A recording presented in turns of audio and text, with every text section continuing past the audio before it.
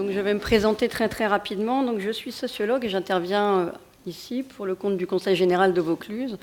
où j'anime plus précisément une mission d'observatoire sanitaire et social, pour laquelle, avec une équipe, je mène un certain nombre d'études sur la population de Vaucluse, avec un éclairage aujourd'hui qui est particulièrement focalisé sur notre département. À titre d'exemple, pour vous citer quelques études, on s'intéresse beaucoup au vieillissement dans le département, et vous allez comprendre dans 2 minutes pourquoi, parce que comme tous les départements, nous sommes concernés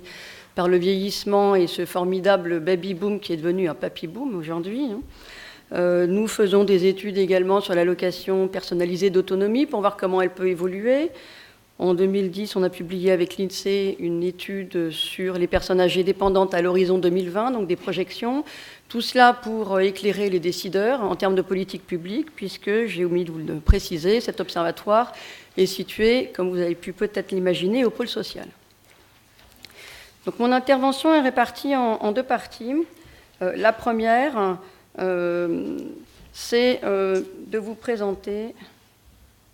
le profil du département très rapidement pour que vous puissiez avoir une appréhension du nombre de personnes d'Alzheimer dans le département, que nous-mêmes, nous ne connaissons pas, et donc je vais vous montrer un peu comment un organisme public, comme un département, peut travailler à partir de chiffres en prospective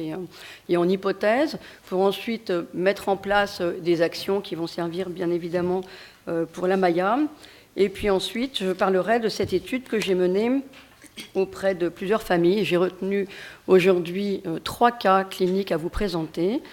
qui ont été réalisés donc auprès de 3 familles, que je tiens tout particulièrement à remercier et très chaleureusement pour l'accueil qu'elles m'ont réservé, pour le témoignage extrêmement intime qu'elles ont accepté de me livrer, au titre d'une illustration de liens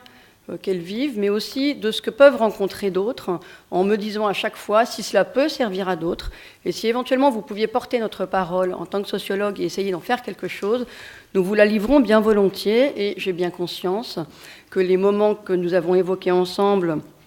et les sentiments dont nous avons parlé ont été parfois difficiles pour ces familles, et je les en remercie encore très chaleureusement.